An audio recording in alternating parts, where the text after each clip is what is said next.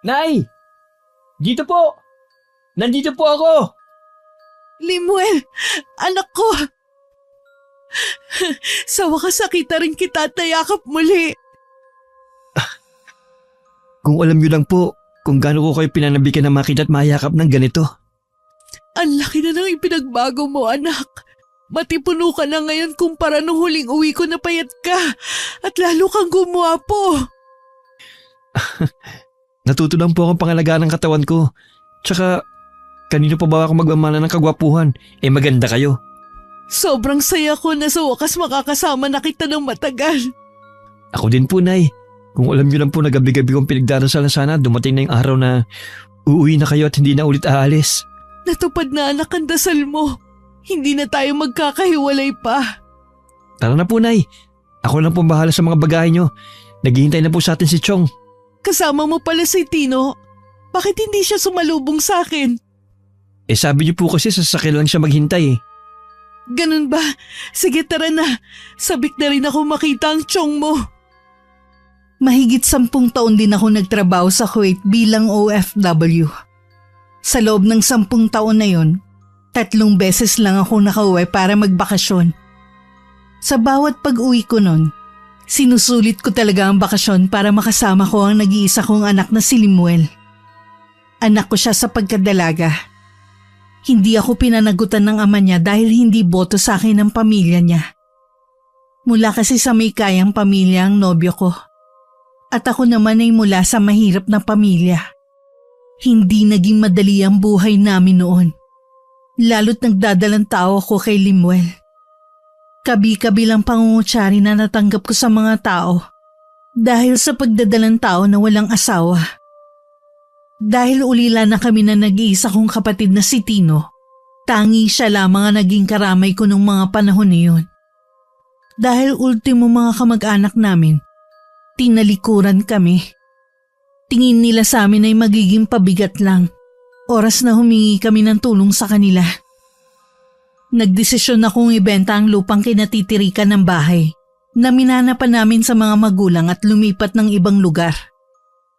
Naging sapat naman ang perang pinagbentahan ng lupa sa amin. Pero habang lumalaki nun si Limuel, mas naging mahirap para sa akin ang ibigay ang pangangailangan niya. Masakit man sa akin na iwan siya. Pikit mata kong tinanggap ang alok ng isang recruiter noon na pumunta sa ibang bansa para dun magtrabaho bilang OFW. 11 taon na nun si Limuel nang iwan ko sa kapatid ko na ng mga panahong yun ay iniwan din ng asawa para sumama naman sa ibang lalaki. Ate, maligayang pagbabalik. Kumusta ka na? Aba, parang pumayat ka yata ngayon ha. Okay naman, ate. Sadyang nagpapait lang talaga ako. O bakit? May sakit ka ba? Wala naman. Medyo mataas lang ang sugar ko. Kaya kailangan bukasan ng kain ng kanin at matatamis. Yan pa naman ang hilig mo noon. Tuwing nagpapadala ko ng package lagi mong request sa akin mga tsokolate. Nagkakaedad na rin kasi, kaya marami na rin nararamdaman. Sayang, marami pa naman akong dalang tsokolate dito. Bawal ka na pala eh. Pwede naman siguro kung titikim lang. Ay naku, Chong, kapag bawal na talaga. Tama ang pamangkin mo. Pinagkakaisahan niyo naman ako mag-ina ha. Birong totoo yun. Ang mabuti pa sumakay na kayo para hindi tayo maibis sa traffic. Habang lula ng sasakyan paalis ng airport, nakadungaw ako sa labas ng bintana. Sa nakalipas na mga taon kasi, marami na rin ang nagbago sa paligid. Mas dumami ang mga gusali at establishmento. Ang pag-uwi sa sariling bayan ang isa sa kinasasabikan ko at ang makapiling muli ang anak kong si Limuel. Napasulyap ako sa anak ko na nasa unahang bahagi ng sasakyan. Si Tino naman ang nagmamaneho. Inayos ko na lang ang pagkakasandal ko para makaidlip ako kahit konting oras. Hindi kasi ako nakatulog ng maayos sa eroplano dahil sa matinding pananabik na sa wakas ay makakauwi na rin ako. Mahinang pagyugyug sa balikat ang nagpagising sa akin. Ang nakangiting si Limuel ang nabungaran ko. Bahagya pa akong uminat bago sinilip ang labas ng sasakyan. Nasa tapat na kami ng bahay na ipinagawa ko. Medyo makulimlim din ang paligid. Tila anumang oras ay babagsak ang ulan. Nahakot na ng kapatid ko ang mga bagahe ko. At ako naman ay saglit lang nagpahinga sa kwarto ko. Tinawag lang ako ni Limuel para sabihin kakain na. Umorder umano ang kapatid ko ng mga lutong pagkain para sa pagdating ko. Ang dami namang pagkain. May mga bisita bang darating? Wala po, Nay. Para sa inyo po ang lahat ng yan. Kain na po. Paborito niyo po ang lahat ng in-order ni Chong. Sigurado raw kasi na yan ang namimiss niyo eh. Sinabi niyo pa. Yan nga talagang namimiss ko nung nasa ibang bansa ako. Meron naman doon na nabibilhan ng pagkain Pinoy. Pero iba talaga kapag nandito ka sa sariling bayan. Oh, ano pang hinihintay niyo? Tara nang kumain. Salamat Tino ha. Nag-abala ka pa talaga. Wala yun. Hindi mo kailangang magpasalamat. Inabutan ako ni Limuel ng plato at kubyertos. Pinagsaluhan namin ng gabing yun ang masarap na handa nila sa akin. Dahil marami pa ang natira, ipinamigay na lang namin ang natira sa mga kapitbahay namin. Nang gabing yun hindi ako agad nakatulog. Lumabas ako ng kwarto para magpahangin sana. Sakto naman naabutan ko ang kapatid kong si Tino na nasa tapat ng bintana at nakatingin sa labas. Tila malalim ang iniisip nito. Lumingon siya sa akin at napangiti. Naninibago ka siguro, Teno. Ay, oo pero masasanay rin ako. Oo nga pala, salamat ha. Saan? Sa pag-aalaga mo kay Limuel habang nasa ibang bansa ako. Wala yun ate. Pamangkin ko si Limuel. Parang anak ko na yan. Sino pa ba ang titingin sa kanya eh? Dadalaw lang tayo magkapatid. Maiba nga pala ako. Hindi na ba talaga kayo nagkaayos ni Ingrid?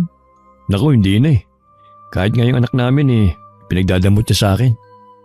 Anong ibig mong sabihin?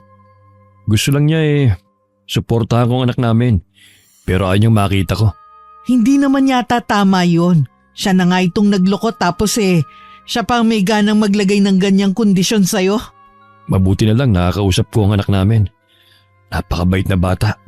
Malapit na magtapos ang high school. Sa kanya lang ako nagpapadala ng pera. May bisyo kasi ang nanay niya eh. Tama lang yun kaysa padaanin mo pa sa dati mong asawa. Gusto na nga niyang umuwi rito eh. Kaso pinipigilan siya ng nanay niya. Paano kayo nagkikita? Minsan dinadalaw ko siya sa eskwelahan niya. Okay na rin yun kaysa hindi mo talaga makita ang anak mo. Oo nga ate. Maiba ko. Alam mo ba kung sino ang nobya ng anak ko? Nung nag-aaral yan, wala siyang nililigawan. Minsan nga tinutokso ko naman ligaw na. Bah, sagot sa akin eh. Ayaw niya masayang pagtatrabaho mo sa abroad. Napakaswerte mo sa anak mong yan, te. Ngayon kaya? 1 taon na rin naman siyang tapos mag-aral eh. Meron siyang ikinukwento pero alam kong hindi niya kursunada. Bakit naman? Ang sabi niya, hindi daw maganda eh. Nakakahiya daw ipakilala sa'yo. Hindi naman ako tumitingin sa panlabas na itsura eh. Ang importante sa akin, nagmamahalan silang dalawa. Yun na nga eh. Walang gusto sa kanya si Limuel. Ganun ba? Oo, tsaka minsan na nasa palengke kami. Nakita ni Limuel na namamalengke rin yung babae. Taga-ibang barangay lang kasi yun eh. Itinuro sa akin ng anak mo. Naku, hindi naman sa pamimintas ha. Kahit yata pangit hindi siya magugustuhan. Ano bang itsura? Basta, ang hirap niyang ilarawan eh. O siya, wag na lang. Tsaka sabi mo nga hindi naman siya gusto ni Limuel. Nagkwentuhan pa kami sandali ni Tino bago ako nagpaalam na papasok na ng kwarto. Bumibigat na rin kasi ang talukap ng mga mata ko. Bago ko siya iwan, binilinan ko na isarang maigi ang mga bintana at pinto. Naalala ko kasi dati na muntik nang mapasok ang bahay namin nung bagong pagawa pa lang ito. Mabuti nila ngayon nagising si Tino. Bago pumasok sa kwarto, sinilip ko muna si Limuel sa kwarto niya. Nakatabi lang ng akin. Nakadapa siya at mahimbing na ang pagkakatulog. Kinabukasan naman, maaga akong nagising para ipagluto si Limuel bago siya pumasok sa munisipyo sa bayan kung saan siya nagtatrabaho. Oh, gising ka na pala. Sige na, maupo ka na riyan. Malapit na tong sinangag. Dapat po nagpapahinga pa kayo ngayon, Nay. Alam ko pagod pa kayo eh. Hayaan mo na ako. Gusto ko namang pagsilbihan ka. Namimiss ko kasi tong ginagawa ko sa'yo noon eh. Hayaan mo naman na makabawi ako sa'yo. Sa dami ng sakripisyo niyo sa akin, matagal na po kayo nakabawi. Masaya akong pagsilbihan ka. Hayaan mong asikasuhin kita hanggat hindi ka pa nag-aasawa. Wala pa po sa isip ko yan, Nay. Sabi ng tiyong mo sa akin wala ka pa raw nobya. Bakit naman? Abala lang kasi ang mga babae sa pag-aaral ko. Noon yun. Ngayon naman nakapagtapos ka na at may trabaho ka na. Hindi ko pa po kasi nahahanap ang babaeng gusto ko eh. Ano ba kasing katangian ng babaeng hinahanap mo?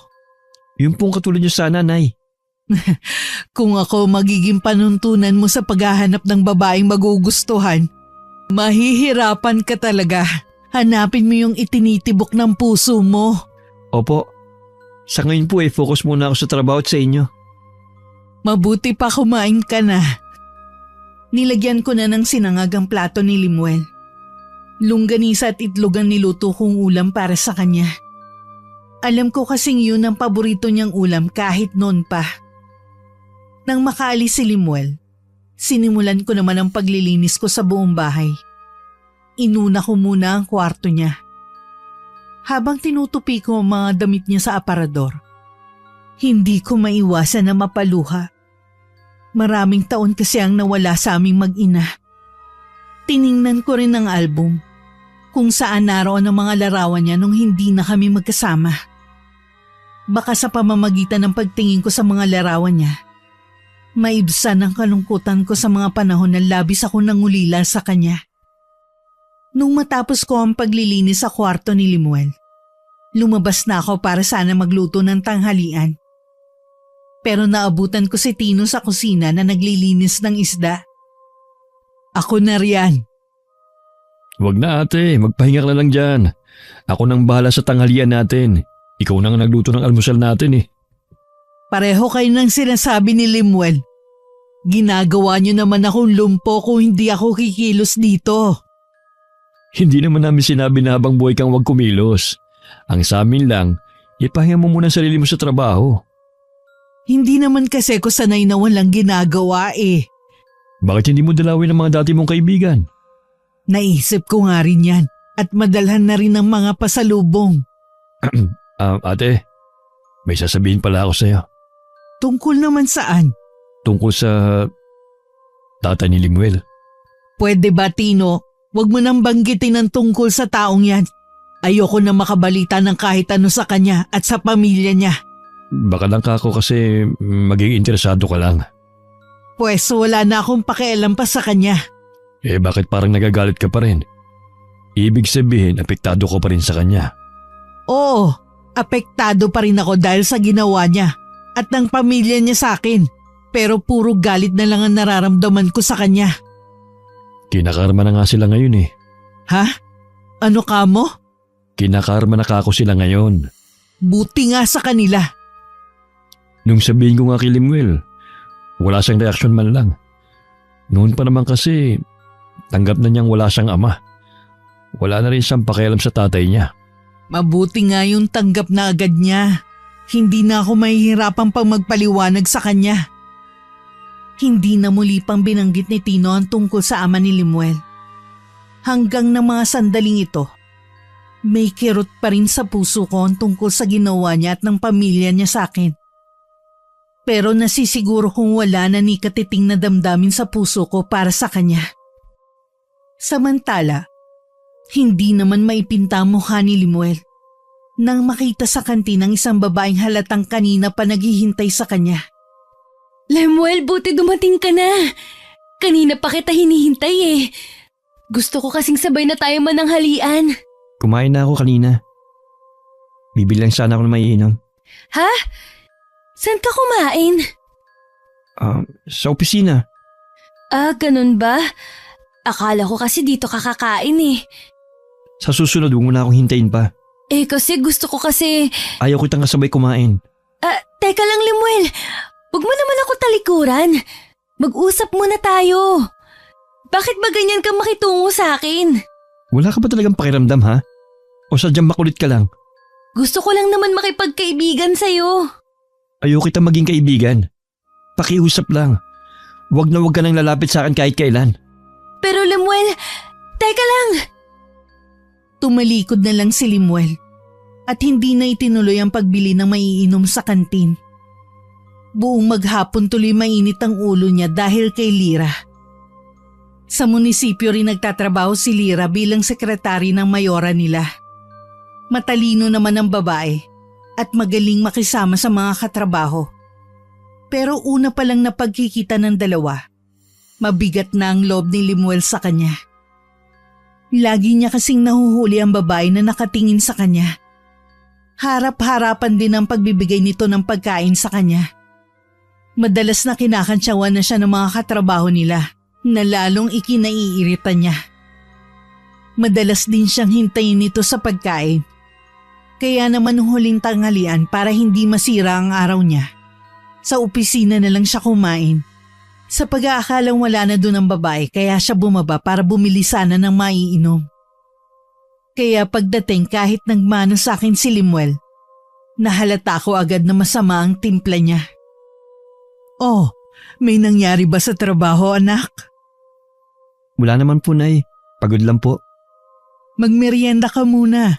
Nagluto ako ng turon dyan. Mamaya na lang po siguro. Magpapahinga lang ako. Gusto mo bang hilutin ko ang ulo mo? Pwede po ba, Nay? Oo naman.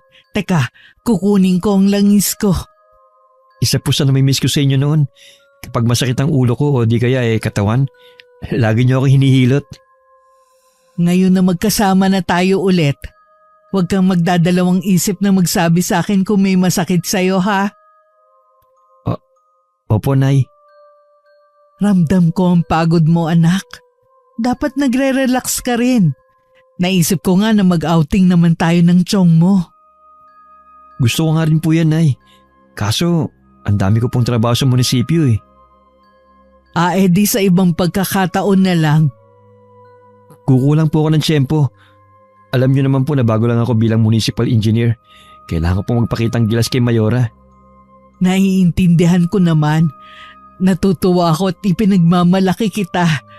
Natupad mo kasi ang pangarap mo na maging engineer. Bata ka pa, yan talaga ang pangarap mo eh. Utang ko po sa inyo kung nasaan ako ngayon. Wala kang utang anak ko. Tungkulin ko bilang nanay mo na ibigay ang pangangailangan mo. Ay, ako nga may pagkukulang sa'yo. Hindi kita nabigyan ng buong pamilya. Hindi naman po kailangan magkasama ang mga magulang para masabing pamilya. Sapat na po sa akin na nandyan ka at si Chong. Napakaswerte ko talaga sa pagkakaroon ng anak na katulad mo. Kahit wala ako sa tabi mo, lumaki kang mabait na bata. Hindi ko po kasi nakakalimutan yung mga pangaral niyo sa akin. Kahit po madalas sa telepono lang tayo nagkakausap. Gusto ko kasing maramdaman mo na kahit milya-milya ang layo natin sa isa't isa. Parang nasa tabi mo pa rin ako. Seryoso at ang pinag-uusapan niyo mag-ina. Nagkukwentuhan lang kami para kahit papaano mabawi namin ang mga panahon na magkalayo kami. Nabanggit mo ba tayo yung tungkol sa plano mong outing? Oo, kaya lang hindi pa alam ng anak ko kung kailan. Bago pa lang kasi siya sa trabaho niya Oo nga pala. Marami pa namang pagkakataon. Maganda rin kasi yon para makapag-bonding kayo mag-ina. Kapag po wala na masyadong trabaho, kukulang ako ng tiyempo at magpapalam ako kay Mayora. Tingin ko kailangan ko din talaga ng bakasyon Hindi ko lang sigurado pero pakiwari ko. May ibang bumabagabag sa anak ko. Ayoko naman siyang tanungin dahil baka masyadong personal. Umaasa na lang ako na siya rin ang kusang magtapat sa akin. Napansin kong madalas na nagiging bugnutin si Lemuel pagkagaling sa trabaho. Kaya naman hindi na ako nakatiis na mag-usisa sa kanya. Kasi punay, yung sekretara ni Mayora, nakakainis ng kakulitan Paano kang kinukulit? Sunod kasi ng sunod sa akin kahit saan ako magpunta. Lagi nagpapapansin sa akin. Minsan pati tuloy yung mga katrabaho namin tinutukso kami. May gusto ba siya sa'yo? Opo, kahit hindi niya direktang sabihin. Halata naman eh. Iwasan mo na lang siya. Pero maging maingat ka sa bibitiwan mong salita sa kanya. Alalahanin mo babae pa rin siya. Hindi na po ako nakapagtimpi. Sinabihan ko na siya ng masasakit na salita kanina. Ano? Anak naman. Pagod na nga kasi ako sa trabaho. Tapos may isa pang asungot na wala namang ginawa kundi ang magpapansin. Sana hindi ka nagpadala sa init ng ulo mo. Tapos na po yun, nasabi ko na eh. Bato na lang siya kapag hindi pa siya tinabla sa mga sinabi ko. Matanong nga kita, bakit ba ang init ng dugo mo sa babaeng yun? Makulit nga po kasi. Sabihin mo nga, yun ba yung sinasabi ng tiyong mo? Yung pangit na babae? Walang pangit na babae. Basta mabuti ang kalooban niya. Noong una po marespeto naman ako sa kanya. Kaso nga po ang kulit na. Napapahiya na ako sa mga katrabaho namin eh. Ay, sana nga huwag ka nga niyang guluhin pa. Ayoko namang nakikita kang nagiging bugnutin ng dahil lang sa babaeng yun. Nang mga sumunod na araw, palibasa ako lang naiiwan sa bahay. Dahil abala rin si Tino sa pamamasada ng jeep na ako rin ang nagpundar noon. Inabala ko na lang ang sarili ko sa pagtatanim ng mga halamang namumulaklak sa malawak na bakuran namin. Nung nagpagawa ako ng bahay noon, sinabi ko talaga na gusto ko may malawak na bakuran. Dahil plano ko magtanim talaga balang araw. Isa sa hilig sa pagtatanim ang namana ko sa yumao naming ina noon. Dahil pare-pareho kaming abala, nakalimutan ko rin ang huling pag-uusap namin noon ni Limuel tungkol sa babaeng tinutukoy nito. Hindi na rin kasi siya umuuwi na masama ang timpla. Katunayan nagyaya pa ang anak ko na kumain kaming 3 sa labas dahil sahod niya. Habang nga naghihintay kami ng mga in-order naming pagkain, kinumusta ko ang maghapon niya. Okay naman po, Nay. O ano, ginugulo ka pa rin ba ng babaeng yun? 1 linggo na po siyang wala. Ewan ko po kung umalis na o nasa bakasyon lang. Hindi kasi ako interesadong alamin. Tsaka bago pa siya umalis, hindi na rin niya ako pinapansin. Kaya pala parang hindi na mainit ang ulo mo. Hindi mo naman masisisi ang anak mo eh. Kahit sino naman sasama ang araw kapag ganong babaeng makita mo. O siya, wag na nga nating pag-usapan pa ang babaeng yun. Baka kung saan na naman mapunta ang usapan.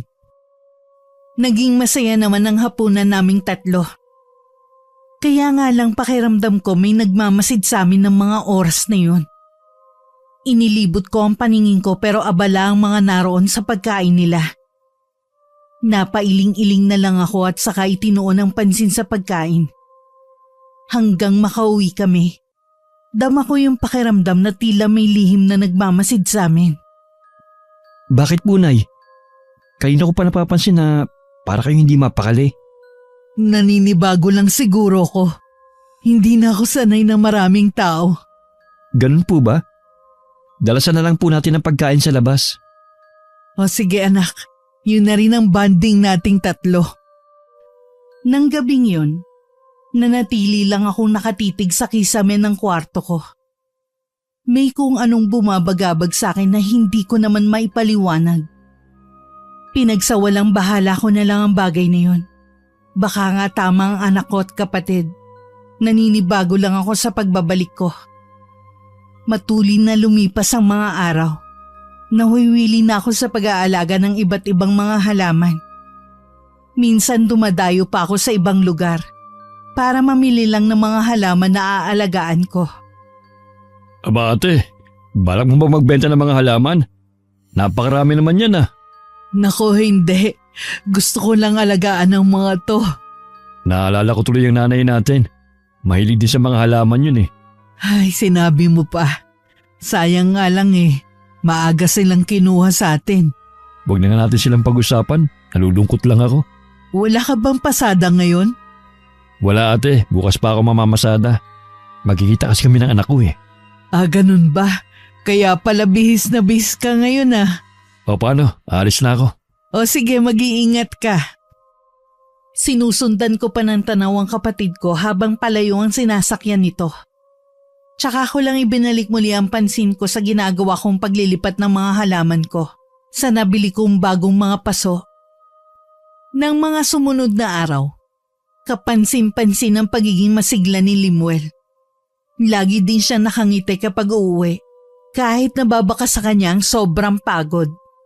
Napapadalas na rin ang pag-uwi niya ng gabi at aalis naman ng maaga ng bahay. Minsan sa sobrang pagmamadali, hindi na siya kumakain ng agahan. Sa hapunan naman madalang na rin namin siyang makasabay. Dahil madalas, kumakain na siya sa labas. Nakakapanibago ang ikinikilos ng anak mo. Hindi naman siya dating ganyan ah. Nag-aalala na nga ako eh. Nangangayayat na rin kasi siya. Hindi kaya may nobya ng anak mo? Di sana sinabi niya na sa atin. Sa bagay nga, hindi naman maglilihim sa atin ang batang yan. Pero kailangan ko pa rin alamin ang ibang ginagawa niya. Baka naman kasi magkasakit siya. Sumang-ayon naman sa akin ang kapatid ko. Nang araw na yun, hinintay ko ang pagdating ni Limuel galing trabaho. Nakakaramdam na ako ng antok pero hindi pa rin siya dumarating. Pasado 11:00 na nang makarinig ako ng pumaradang sasakyan sa labas ng bahay. Agad akong tumayo sa pagkakaupo sa mahabang upuan. Hinintay ko na pumasok si Limuel. Katulad ng inaasahan ko, bahagya siyang nagulat na makitang gising pa ako. Nay, bakit hindi po kayo natutulog? Kasi hinihintay kita. Bakit ngayon ka lang? Pasensya na po kayo, Nay, kung napuwit kayo sa paghihintay sa akin. Sa susunod po huwag niyo na akong hintayin. Hindi naman ako bata eh. Gusto kasi kitang makausap. Tungkol po ba saan? Pwede po ba bukas na lang? Hinaantok na kasi ako eh. Maaga din po akong papasok bukas. Tungkol nga dyan sa ginagawa mo. Alam mo palang maaga pa ang pasok mo bukas. Bakit gabing-gabi ka nang umuwi? Ilang oras na lang ang itutulog mo niyan. Tapos hindi ka na rin nag-aalmusal. Tingnan mo nga yung sarili mo sa salamin. Butot balat ka na lang. Hayaan niyo lang ako sa ginagawa ko. Anong hayaan? Yun ba ang ibig mong sabihin? Ang ibig kong sabihin, hayaan niyo lang ako sa buhay ko. Sa gusto kong gawin. Naririnig mo ba yung sinasabi mo, ha? Sa tingin mo kaya kapag nagkasakit ka, sinong lalapitan mo? Di ba ako rin? Ilang beses din naman ako nagkasakit nung wala kayo eh. Pero naging maayos naman ako. Hay Limuel, sabihin mo nga. May pinagdadaanan ka bang problema na hindi mo masabi-sabi sa amin ng tiyong mo? Wala nga po. Sigurado ka ba? Baka ayaw mo lang magsabi. Hindi naman ako magagalit eh. Tutulungan pa kita. Magsabi ka lang anak. Ang kulit niyo naman eh. Limuel, baka nakakalimutan mong nanay mo ko. Hindi ko po yung nakakalimutan. Pero ang kulit niyo po kasi. Sinabi na pabayaan niyo na ako sa buhay ko. Tutal matagal naman kayong nawala. Limuel, wag mo akong tatalikuran. Kinakausap pa kita, Limuel. Napatitig na lang ako sa pagsara ng pinto ng kwarto ng anak ko. Napatulala na lang ako pagkatapos. Hindi ako makapaniwala sa inasal niya sa akin. Sumagi din sa isip ko ang mga binitiwan niyang salita sa akin kanina. Biglang nanikip ang dibdib ko at parang gusto kong maiyak. Kinabukasan maaga pa rin akong bumangon para ipagluto ng almusal ang anak ko. Nang pumasok siya sa kusina, wala siyang imik na dumulog sa hapagkainan. Napansin ko na tamilmil siyang kumain at tila malalim ang iniisip. Naisip ko na lang na baka dahil sa nangyari kagabi. Ilang sandali lang, umalis na rin si Limuel nang hindi nagpapaalam sa akin. Naiiling na lang akong nasundan siya ng tingin. May nangyari ba? Nagkaroon lang kami ng konting pagtatalo kagabi. Kaya pala. Pero dapat nagpaalam pa rin siya. Hindi yung para kang hangin na hindi nakita. Hayaan mo na. Palalamigin ko muna ang sitwasyon. Tsaka ko na siya kakausapin ulit. Kakausapin ko rin siya. Nag-aalala na rin kasi ako sa kakaiba niyang ikinikinis itong mga nakaraang araw eh. Sa pagdaan ng mga araw, Imbis na magkaayos kaming mag-ina, tila ba lalong lumala ang sama ng loob sa akin ni Limuel. Wala naman akong ginagawang masama. Pero tingin ko ba lahat ng pag-aasikasong ginagawa ko sa kanya ay mali sa paningin niya? Dumaan ang mga araw na tuluyan na akong hindi pinapansin ng anak ko. Kahit si Tino ay pabalang na rin sinasagot ni Limuel. Nung minsan tanungin kung ano ang problema niya. Wala nga sabi akong problema eh. Ba't ba ang kulit nyo? Umayos ka. Tinatanong lang kita. Talagang tatamaan ka sa akin kahit nandiyan pa nanay mo. Sige, subukan mo. Tama na, Tino. Hayaan mo na lang siya. Sige na, Limuel, pumasok ka na sa trabaho mo, baka mahuli ka pa. Pagsabihin mo kasing kapatid mo, akala mo kung sino siya eh. Talagang Huwag mo nang patulan. sumusobra na yung anak mo ha. Kung hindi mo kayang suhetuin, akong gagawa para sa'yo. Hayaan mo na lang muna. Anong hayaan? Kita mo kung paano sumagot-sagot eh. Dati ba may pagkakataon na ganyang sumagot si Limuel? Yun ang pinagtataka ko eh. Bakit siya umaasta ng ganyan? Dati naman siyang hindi ganyan eh. Kailangan kong alamin kung bakit nagkakaganon ang anak ko, Tino. Gumanda lang ang araw ni Limuel nang magkita sila ng tanghalian ni Lira sa kantin. Nang makita sila ng mga katrabaho nila, ang iba ay bumakas ang matinding pagtataka at ang iba ay hindi maiwasang magtaas ng kilay sa nakikita sa kanila. Umorder lang ng pagkain si Limuel para sa kanila at ibinalik na niya ang kanyang atensyon sa babaeng kaharap na ngayon ay nobya na niya. Nagniningning din ng mga mata ni Lira at hindi mabura-bura ang ngiti sa labi. Ikaw lang ang pinakamagandang babae para sa akin. Mangako ka na kahit na kailan, hindi ka titingin sa ibang lalaki. Oo naman. Ikaw lang ang lalaki sa buhay ko. Patawarin mo rin ako sa hindi magandang trato ko sa'yo noon. Hayaan mong bumawi ako sa'yo. Sabi ko naman sa'yo, matagal na kitang pinatawad. Alam ko naman na sulsulan ka lang ng tiyuhin mo. Huwag kang mag-alala. Hindi ko sila papakinggan kahit anong mangyari. Sa'yo lang ako makikinig at susunod na parang alipin. Talaga ba? Sa akin ka lang susunod? Oo naman. Ganun kita kamahal. Eh kung totoo yan, gusto ko na sanang lumagay sa tahimik na buhay. Total, nasa hustong gulang na naman tayo eh. Sabihin mo lang kung kailan. Kahit sang simbahan, pakakasalan kita. Kahit hindi na sa simbahan, kay Mayora nga lang eh. Okay na sa akin. Ang gusto ko lang naman, magkasama tayong habang buhay. Yun din ang gusto ko. Ang wag na tayo maghiwalay pa. Kung alam mo lang na kulang ang oras na magkasama tayo rito. Pag uwi ko, ikaw pa rin ang laman ng isipan ko. Kaya nga, magpakasal na tayo sa lalong madaling panahon para lagi na tayong magkasama. Kung ganon, aayusin ko na mga kakailanganin natin sa kasal.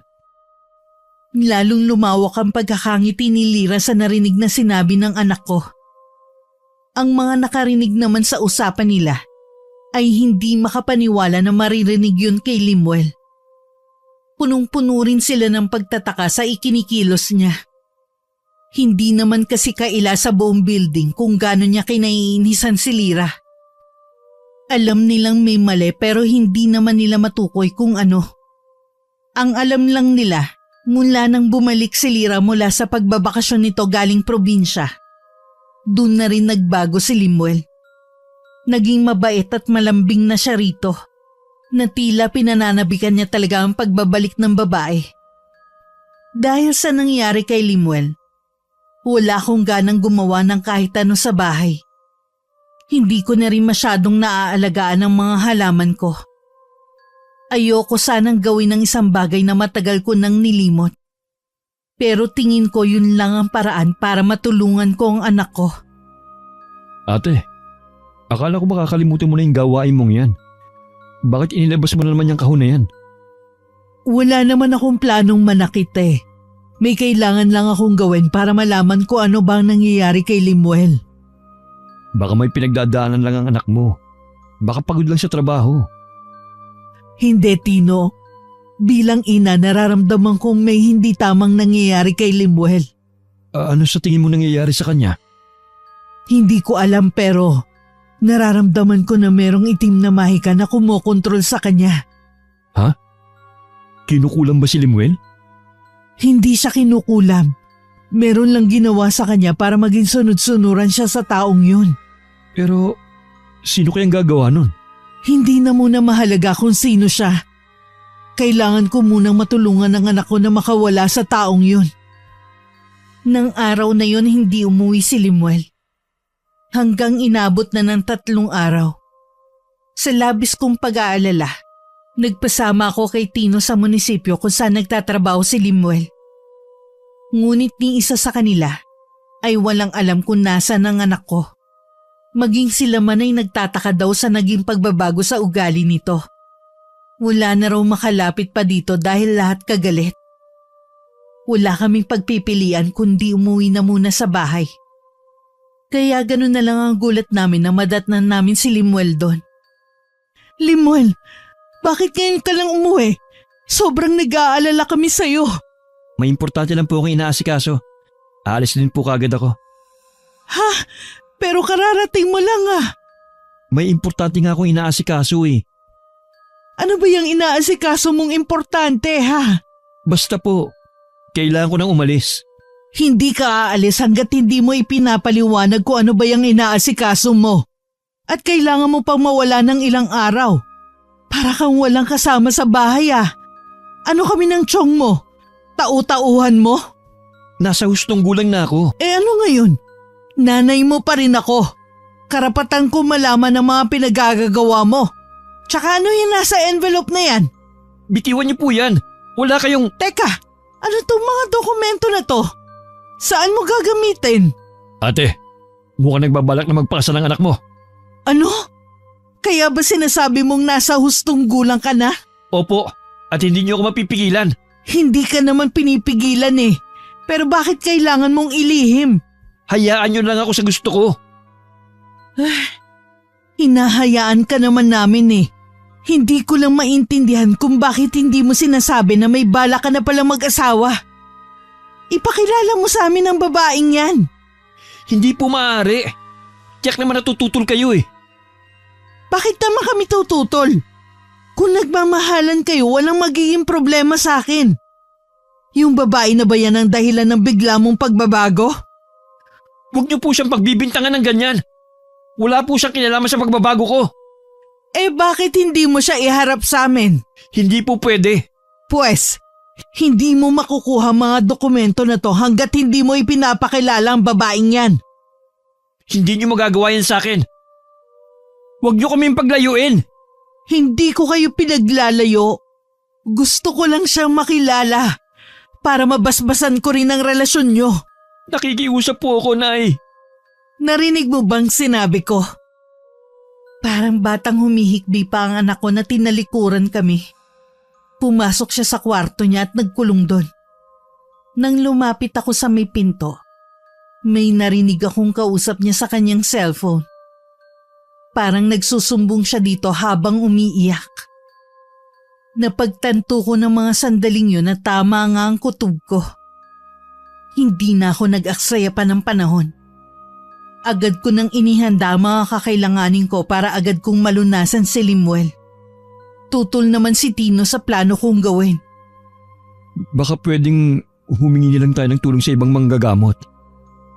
Bakit pa? Kaya ko naman pagalingin ang anak ko. Ayoko lang kasi na yan ang magtulak sa'yo para bumalik sa dati mong gawain. Nangako ka, ate. Gagamutin ko lang si Limuel. Wala akong balak bumalik sa ginagawa kong pangungulam. Sige na nga. Pero pagkatapos, itago mo na ulit ang kahon na yan, ha? Huwag kang mag-alala. Wala akong balak balikan ng nakaraan. Sana nga. Ayoko lang kasi na matulad ka kay inay. Batid mo naman kung anong ikinamatay niya.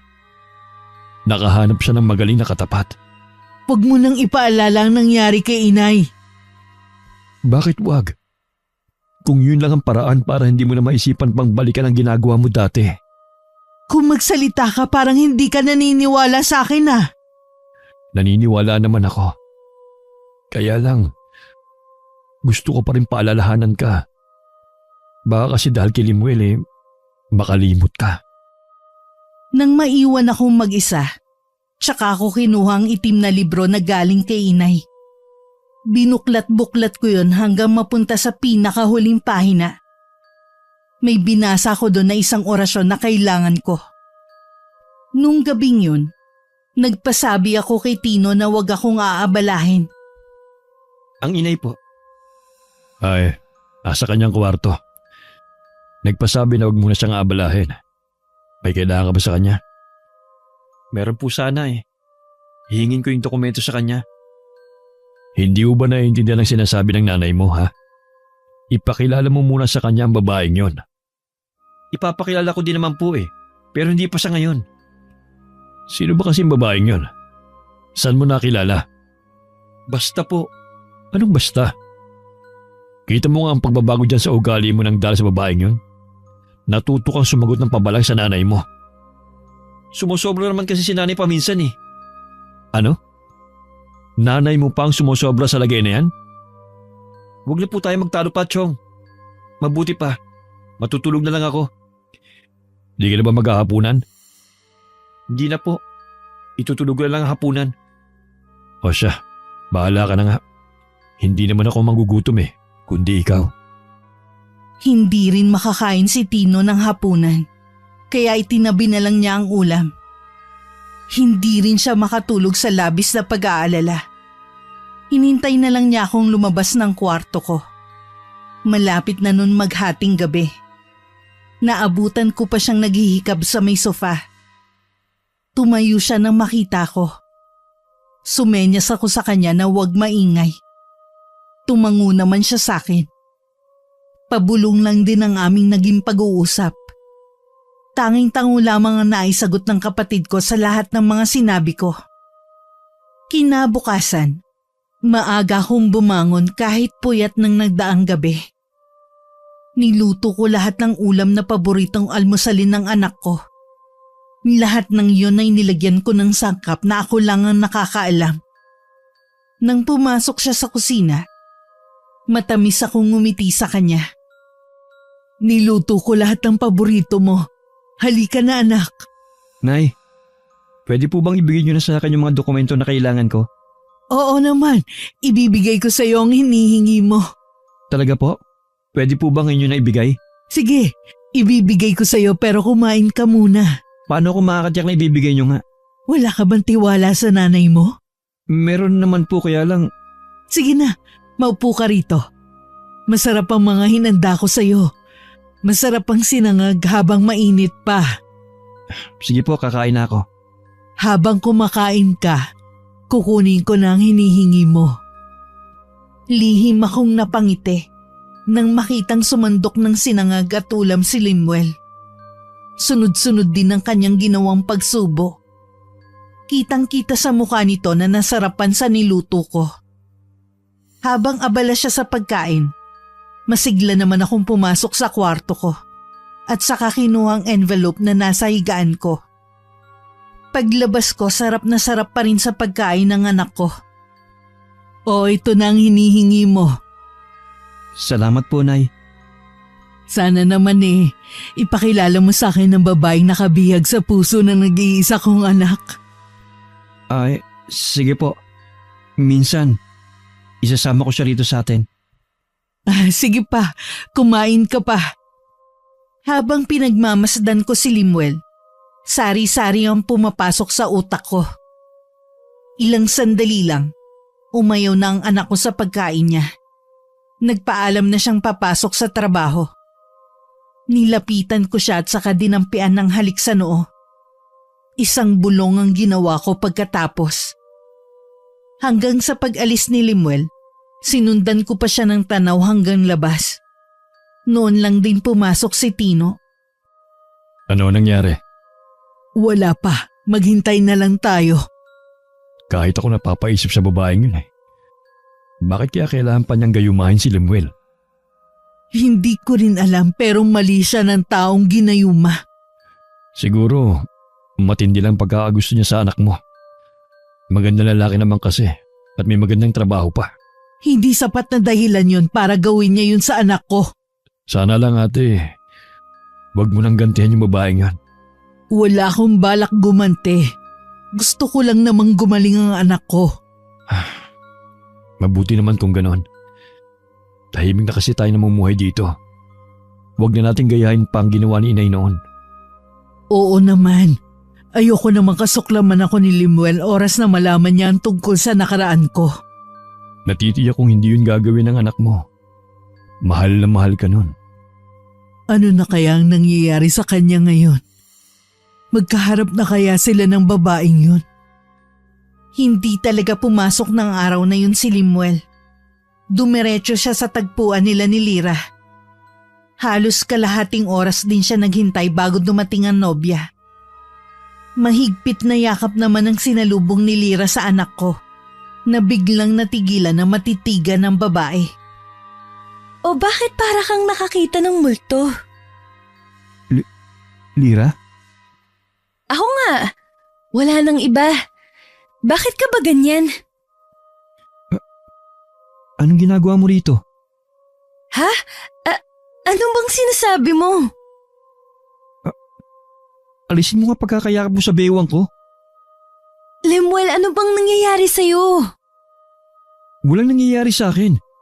Ikaw ang tinatanong ko kung anong ginagawa mo rito. Di ba nga magkikita tayo ngayon para planuhin ang pagpapakasal natin? Ano ka mo? Kasal? Magpapakasal tayo? Baliw ka na nga yata. Lemuel naman, totoong sinasabi ko. Plano na natin magpakasal. Baliw ka na nga talaga.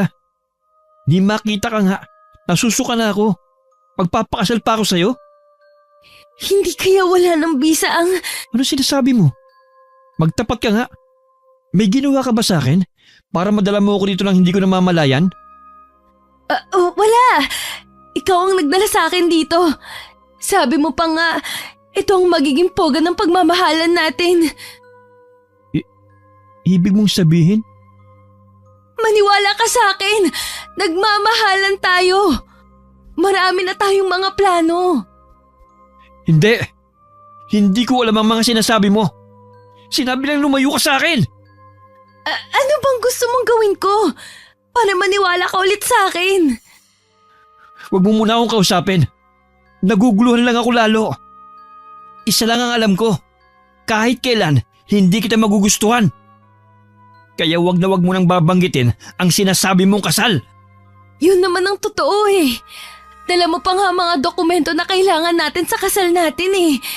Ayan o, yung hawak mong envelope. Tignan mo pa. Imposible yung mga sinasabi mo. Sadya lang talagang ilusyonada ka. Akin na yung envelope na yan. Ipapakita ko sa'yo na totoong sinasabi ko. Ha? Ano to? Bakit puro mga itim na papel to? Bakit ito ang laman ng envelope mo? Nasaan ang sinasabi mo mga dokumentong dala ko? Sinungaling ka talagang babae ka. Maniwala ka sa akin, Limuel. Nagsasabi ako ng totoo. Alam mo ikaw, matagal na ako nagtitimpi sa iyo eh. Akala ko naman, nang umuwi ka sa probinsya nyo, patatahimikin mo na ako. Hindi pa pala. Tumingin ka sa akin. Sabihin mong biro lang lahat ng to. Mahal mo ako, di ba? Mahal mo na ako, di ba? Pantalan mo na ako ha. Kahit na kailan, hindi ako magkakagusto sa isang pangit na tulad mo. Limuel, wag mo naman akong ipagtulakan. Nakikiusap ako sa'yo. Wag na wag mo nang tangkay na magpakita pa sa akin. Ni lumapit sa akin. Nakakadiring kang pangitan mo. Hindi! Mahal mo ako, sabi mo! Tama na! Baliw kang babae ka! Wag na wag ko lang malaman na may ginawa ka sa akin dahil baka mapatay kitang babae ka.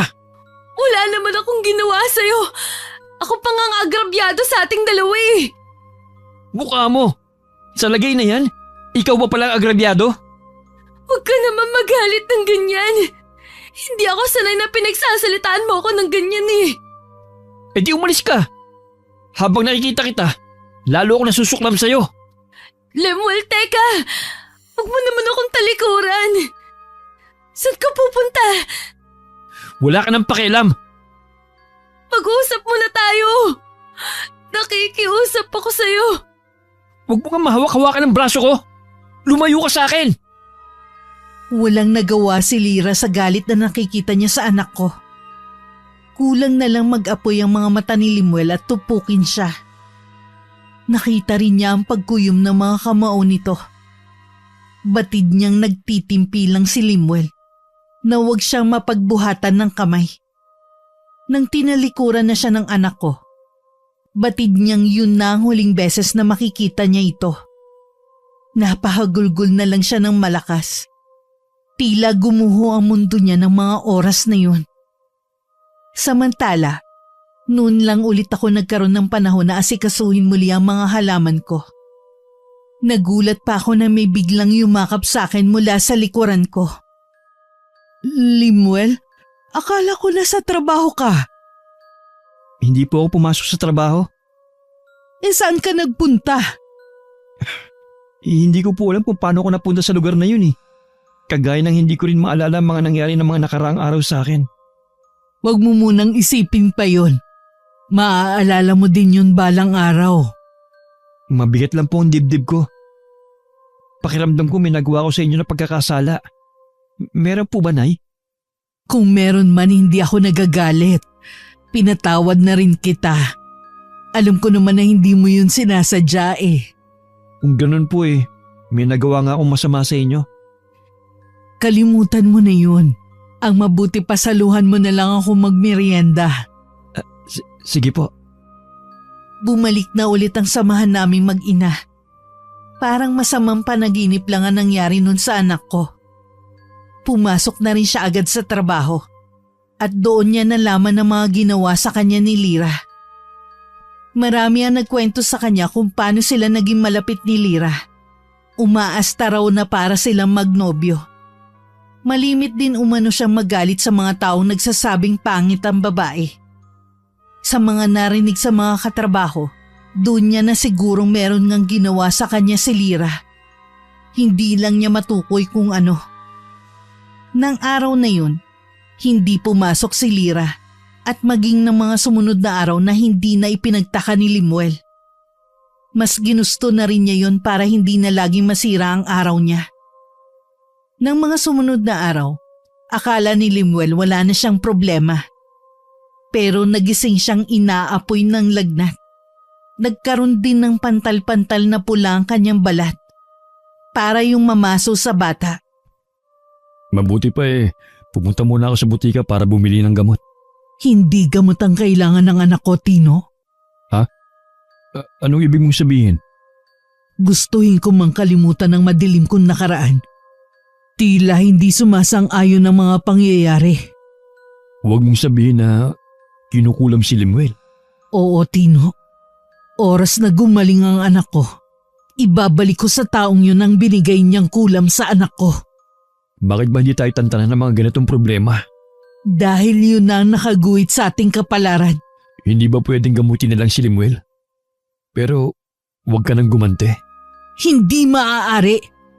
Hindi ko palalampasin ang ginawa niya sa anak ko. Hindi ka ba natatakot na maaaring matulad ka sa ating ina? Paano si Limuel kapag may masamang nangyari sa'yo? Magkaiba naman kami ni inay. Siya ginawa niyang hanap buhay ang pangungulam noon. Ako naman, gusto ko lang gumanti sa taong kumulam sa anak ko. Sana magbago pa ang isip mo. Walang mabuting maidudulot kasi ang paghihigante. Nang maiwan akong mag-isa, sinimulan ko na ang paggagamot kay Limuel. Pilit ko rin inaalam kung sinong nasa likod ng pangungulam sa kanya. Pero may itim na kapangyarihan na humaharang para makilala ko siya. Hindi ko alam kung hindi na ba ganun kabisa ang kakayanan ko sa pangungulam. O sadyang malakas lang ang nasa likod ng pangungulam kay Limuel. Buong gabi kong ginamot ang anak ko. Halos maubos din ang lakas ko sa katawan. Nakahinga lang ako ng maluwag nang makita kong nawala na ang pantal-pantal niya sa katawan. Bumalik na rin sa normal na temperatura ang katawan niya. Kumusta si Limuel? Maayos na ang lagay niya. Kumain ka muna. Ininit ko na ang pagkain.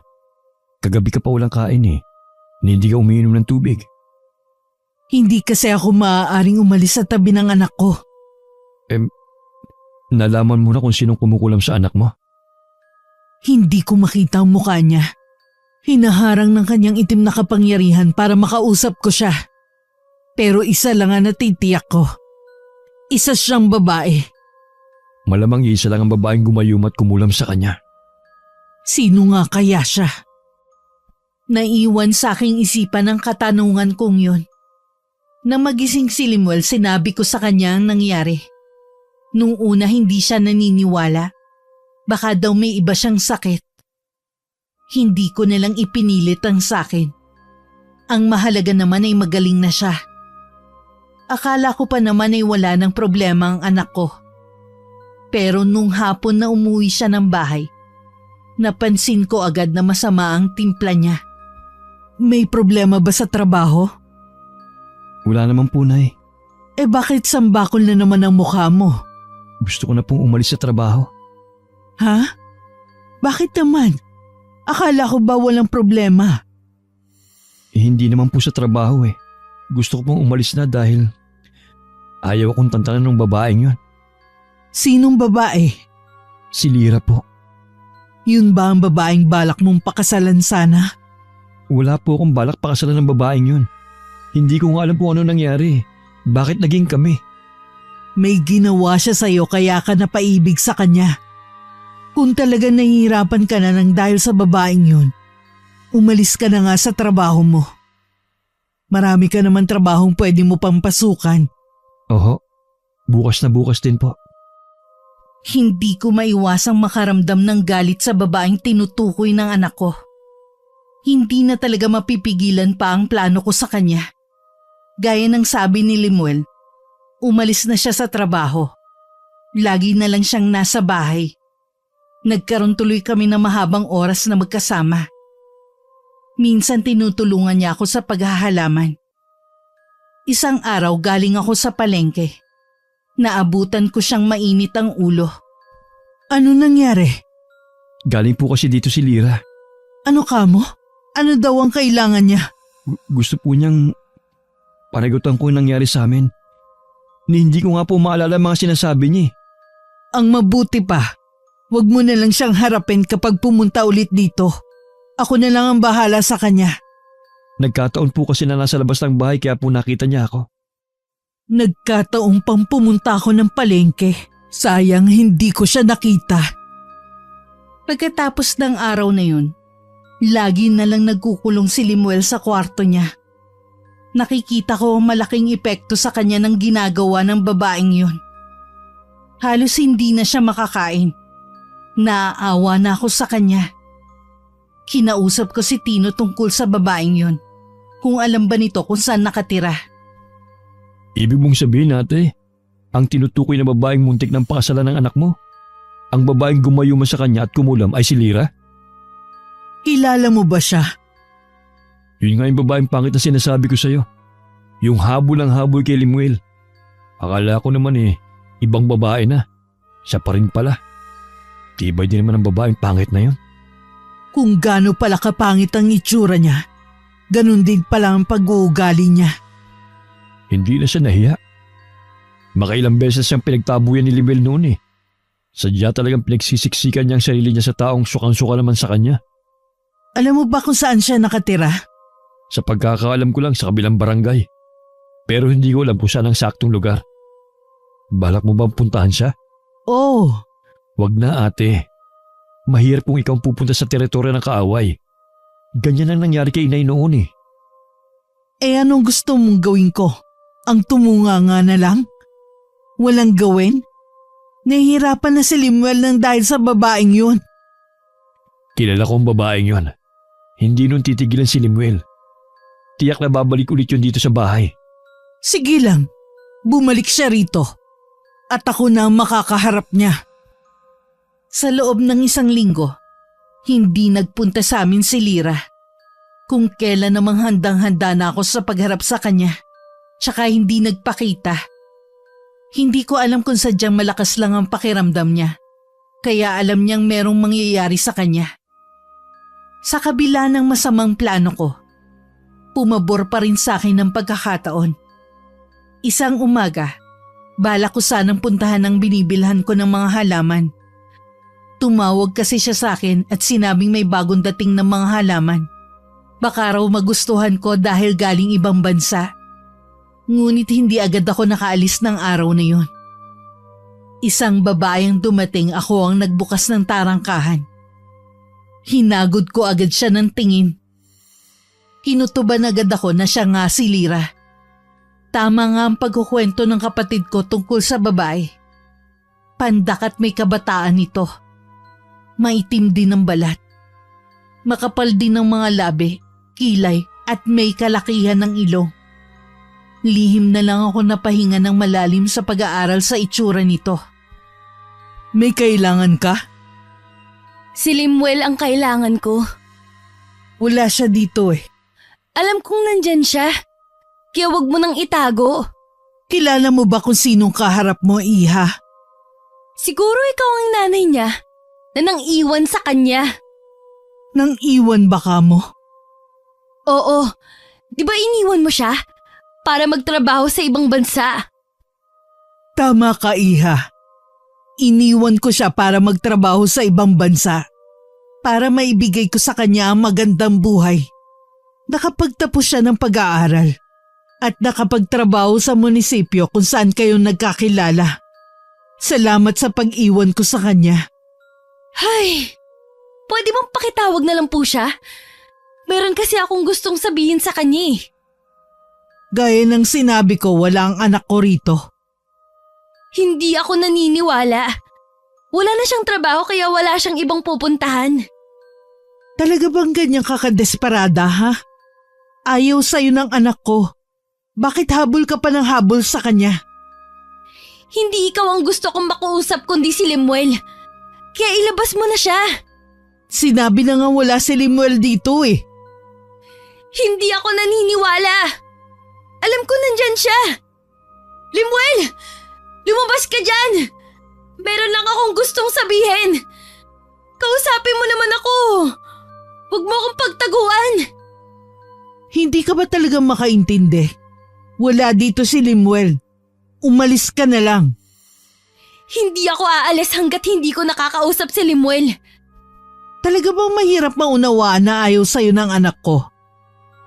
Umalis siya sa trabaho nang dahil sa'yo. Ayaw ka na niyang makita. Hindi totoo yan.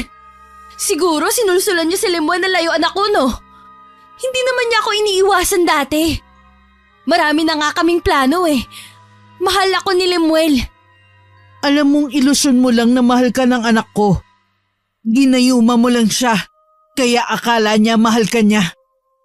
Pero tapos na ang kahibangan niya sa'yo. Nagising na siya sa katotohanan. Hindi ko alam ang sinasabi mong gayuma. Nagmamahalan kami ni Limuel. Siya nga, kaya ba iniiwasan ka na niya ngayon? Nilalason mo kasi ang isip niya. Kayo ng kapatid mo. Mahal talaga ako ni Limuel. Kung ako sa'yo, titigilan mo na ang anak ko kung ayaw mong ibalik ko sa'yo ang mga ginawa mo sa kanya. Ha? Hindi ko alam ang sinasabi mo. Huwag ka na magkaila pa. Ginayuma mo siya nung una. Nang hindi ka magtagumpay, hinulam mo naman ang anak ko. Huwag mo akong pagbibintangan ng ganyang kasamang bagay. Hindi ko yan magagawa sa mahal ko. Eh bakit ka namumutla? Sino ba naman ang hindi matatakot sa mga sinasabi mong matanda ka? Ngayon alam ko na kung bakit hindi ka magustuhan ni Limuel. Maliban sa pangit ka na, pangit din ang pag-uugali mo. Anong sinabi mo? Hoy! Anong ginagawa mo rito, ha? Wala ka talagang modo. Nanay ni Limuel ang kaharap mo. Isa ka pa! Umalis ka na. Bawal dito ang pangit. Akala niyo kung sino kayong kagaganda ng mga itsura. Pare-pareho lang naman tayong tao ah. Ikaw kasi ang nauna. Hindi kami mga palapintas ng mga tao. Pero sa nakikita ko, nasa iyo ang problema. Hindi naman kayo ang gusto kong makausap eh. Ipakausap mo na lang sa akin si Limuel. Hindi ka nun haharapin. Sukang-suka na ang pamangking ko sa'yo. May araw din kayo. Pagsisisihan niyo ang ginawa niyong to sa akin! Huwag mo kaming pagbabantaan, Iha, sa sarili naming pamamahay. Hindi mo kami kilala. Baka bumalik sa'yo ang mga binibitiwan mong salita. Hindi ako natatakot sa inyo! Hindi niyo rin ako kilala! Nasundan na lang namin ng naiiling na tingin ng pag-alis ni Lyra. Ngayon ko lang nauunawaan ng anak ko na kahit kailan hindi niya magugustuhan ng babae. Si Tino na nagsara ng gate. Nakasunod pa rin siya ng tingin sa babae na makailang beses pang lumingon sa amin. O di ba? Ang kapal ang pagmumukha ng babaeng yon. Bagay na bagay ang itsura at ugali. May mga tao pala talagang ganun. Oo naman, marami sila. Si Limuel. Ayun, nasira na naman ang araw. Narinig kasi ang boses ni Lyra. Sabi ko wag na lumabas. Kawawa naman ang anak ko. Kasalanan lahat ng babaeng yun eh. Sumang-ayon naman ako kay Tino. Walang dapat sisihin kundi si Lyra. Habang lumilipas ang mga araw, nakikita ko ang pagiging miserable ng anak ko nang dahil sa kanya. Nang gabing yun, ako na lang ang gising sa bahay. Nakakaramdam ako ng kakaiba. Alam ko hindi pa rin kumukupas ang kaalaman ko sa pangungulam. Dama ko na may mga matang nagmamasid sa amin. Pumasok ako sa kwarto at inilabas muli ang kahon kung saan nakalagay ang itim na libro at iba pang gamit sa pangungulam. Galing pa ang mga gamit na yun sa yumao naming nanay. Sa akin niya ipinamana ang kanyang kaalaman sa pangungulam. Dahil tanging sa anak na babae lamang pwedeng ipamana ang kaalamang yon. Kinuha ko rin ang itim na libro at saka umusal ng orasyon na naglalaman ng kahindik-hindik na sumpa. Kinabukasan nanghihina ako at halos hindi makabangon. Pero hindi ako nagsisisi sa ginawa ko nung nagdaang gabi. O ate, tinanghali kaya ata ng gising ngayon ah. Kasi napuyat ako kagabi. Tinuloy mo na ba ang plano mo? Oo, pagkatapos kong makaharap ang babaeng yon. Siya nga pala, nagpaalam si Lemuel na makikipagkita sa kaibigan niya. Hapon na raw siya uuwi. Mabuti nga't nang hindi na siya nagmumukmok dito sa bahay. Yun nga ang sabi ko sa kanya eh. Oh, ate, okay ka lang? Medyo nahihilo lang ako. Anong oras ka ba natulog kagabi? Umaga na halos. Tsaka malaki ang nawala sa aking lakas. Tigilan mo na kasi ang ginagawa mo. Ipaubahin na lang natin sa Panginoon ang lahat. Gusto ko lang turuan ng leksyon ng babaeng yon. At para tigilan na rin niya si Limuel. Sa ginawa mo, baka tigilan na nga niya ang anak mo. Sa ginawa kong kulam sa babaeng yon, titigilan na talaga niya si Limuel. Hindi ako papayag na masira ang buhay na nag-iisa kong anak nang dahil sa kanya. Gabi-gabi ko pa rin ginagawa ang orasyon sa kwarto ko. Kailangan ko kasing ulit-ulitin yon para mas mabisa ang epekto nun sa babaeng yon. Isang araw habang nasa bakuran ako at naglilipat ng mga bagong bili kong halaman sa mga paso, dumating si Limuel. Hindi na ako nagulat sa ibinalita niya sa akin. Wala siyang kaalam-alam na ako ang nasa likod ng lahat ng yon. Dapat nga matuwa ka sa nangyari sa babaeng yon. Parang nakaganti ka na rin. Kahit po marami siyang ginawang hindi maganda sa akin, hindi ko po gugustuhin na magkasakit siya ng malubha. Isipin mo na lang na bumalik lang sa kanya ang mga ginawa niyang kasamaan. Oo nga po, hindi ko kailangan makonsensya. Hindi naman ako may gawa nun sa kanya eh. Nasa na daw si Lyra? Sabi ng kaibigan niya, sinubukan daw nilang dalhin sa ospital pero tumanggi. Minsan kasi hindi lahat ng sakit kayang gamutin ng doktor. Baka alam niya yun. Ano pong ibig niyo sabihin, Nay? Wala. Mabuti pa kalimutan mo na ang babaeng yun. Opo, Nay. Oo nga po pala. Nakausap ko yung dati kong kaklase. May bakante daw sa pinagtatrabahuhan niya. Pwede ko raw subukan mag-apply doon. Talaga? Aba, magandang balita yan. Ano ang desisyon mo? Susubukan ko po, Nay. Sayang naman po eh. Tsaka, naiinip na rin po ako rito sa bahay. Tama yan kesa magmukmuk ka dito sa bahay. Ipagdadasal ko na matanggap ka sana agad. Salamat po, Nay. Natanggap naman agad si Limuel sa inaplayan niyang trabaho. Medyo malayo nga lang at kailangan maaga siyang umalis ng bahay at gabi na rin nakakauwi. Ayos lang naman yun. Para hindi siya nadadatnan ni Lira na patuloy pa rin sa pagpunta sa bahay. Katulad ng araw na yun. Naiiling na lang si Tino habang nakatanaw dito sa labas ng bakod namin. May sakit na nga. Sige pa rin ang punta rito. Ayaw niya talagang sumuko ah. Ang tindi naman ang tama niya sa anak mo. Na kay Limuel na kasi ang mga katangian na hinahanap ng isang babae. Kaya maswerte ang babaeng mamahalin ng anak ko. Ako na lang haharap sa kanya. O sige, marami pa kasi akong gagawin eh. Sumabay na ako sa paglabas ng bahay kay Tino. Dumiretso ako sa mga halaman ko. Samantalang siya, nilapitan si Lira na may takip pa ng tela ang buong mukha. Malapit lang naman sila sa pwesto ko, kaya rinig na rinig ko pa rin ang kanilang pinag-uusapan. Bakit nandito ko na naman ha? Gusto kong makausap ang nanay ni Limuel. Ano ang kailangan mo sa kapatid ko? Bakit hindi siyang lumapit sa akin? May ginagawa siya. Kaya sa akin mo lang sabihin ang pakay mo. Nakikiusap ako sa'yo. Siya ang gusto kong makausap. Hindi ko alam ang sinasabi mo. Aba, marunong ka na makiusap ngayon? Hindi naman ako magtatagal eh. Hindi ko kasi alam kung gusto kanyang kausapin eh. Sige na, kakausapin ko na siya, Tino.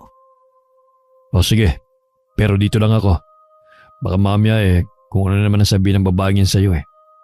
Ano bang kailangan mo sa akin? Alam kong ikaw ang bigawa nito sa akin. Hindi ko alam ang sinasabi mo. Huwag ka nang magsinungaling pa. Alam mong kasalanan sa Diyos ang ginagawa mo.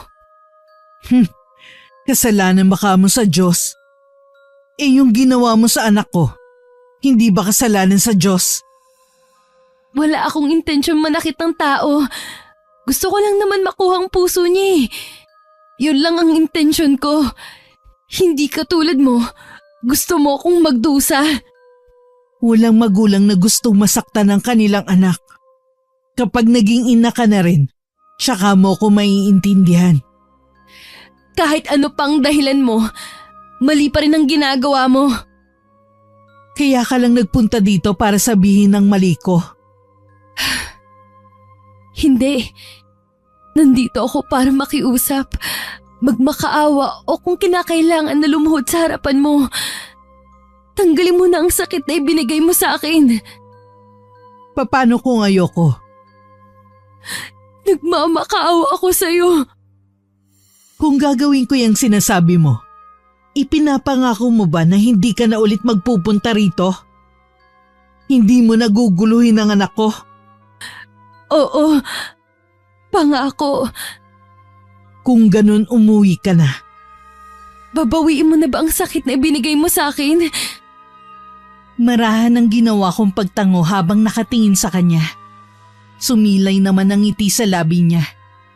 Pagkatapos nagpaalam na rin siya sa amin. Bumalik na rin ako sa ginagawa ko. Sumunod naman sa akin si Tino at umupo sa bakanting upuan. Babawiin mo ba ang kulam sa kanya? Hindi. Mula kanina nabasa ko na ang laman ng iniisip niya. Nakakabasa ka na ulit ang laman ng isipan ng tao? Mula lang nung bumalik ulit ako sa pangungulam. Tingin ko nga, hindi talaga senserong babaeng yun eh. Hindi ko alam pero noon pa mabigat ang loob ko sa kanya eh. Dahil nararamdaman mong hindi siya mabuting tao. Sa kabila ng lahat, hindi pa rin ako sangayon sa ginagawa mo. Kaya nakikiusap ako. Tama na ang paggamit ng itim na kapangyarihan. Pangako huli na to. Sa akin na magtatapos ang sumpa ng pamilya. Hindi ko rin naman ito maaaring ipamana kay Limuel. Alam natin na tanging babae lamang sa pamilya ang pwedeng magmana ng kakayanan namin ng inay sa kulam. Salamat naman kung ganon. Muli akong nagpakawala ng itim na kapangyarihan. Yun na ang huling gagawin ko. Pagkatapos ng ilang araw, nabalitaan na lang namin na nagpatiwakal si Lyra. Sabi dahil daw sa matinding kabiguan sa pag-ibig kaya niya yung nagawa. Nagulat naman si Limuel, pero para na rin siyang nabunutan ng tinik sa dibdib sa pagkawala nito. Sa kasalukuyan wala pa rin nalalaman si Limuel sa lihim ko. Minabuti ko na wag na lang sabihin sa kanya. Dadalhin ko na lamang yon hanggang sa aking huling himlayan. Matapos kong ibaon ang kahon kung saan naroon ang itim na libro at gamit sa pangungulam, nagpunta ako sa simbahan at nagbalik loob sa Panginoon. Marami akong inihingi ng kapatawaran. Nakalimot ako na lahat ng mga biyayang natatanggap namin ay galing sa Kanya. Pagkatapos ng pagbabalik loob ko, gumaan kahit papano ang pakiramdam ko. Sa paglipas ng mga panahon, maraming beses na sinubok ang aking katatagan ng mga problema. Totoo nga ang sinasabi nila. Habang lumalapit ka sa Panginoon, susubukin na mabibigat na problema ang pananampalataya mo. Isa sa ipinagpapasalamat ko ay kasama ko lagi ang aking anak at kapatid. Sila ang naging lakas at sandalan ko sa mga panahong nawawalan na ako ng pag-asa sa buhay. Wakas,